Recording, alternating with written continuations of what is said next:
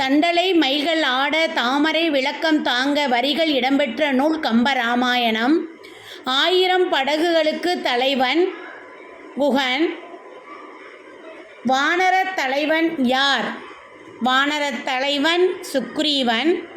வேடுவர் தலைவன் யார்? வேடுவர் தலைவன் குகன். இராமாயணத்தின் மணிமுடியாக திகழும் படலம் எது?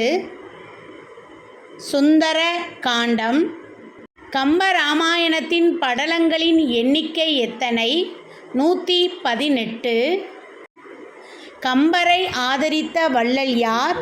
சடையப்ப வள்ளல். சிலப்பதிகாரம் முதற்கொண்டு கூறப்பட்டு வந்த கதைகள் எது? திருவிளையாடற் கதைகள். திருவிளையாடற் புராணம் இயற்றப்பட்ட காலம் எது?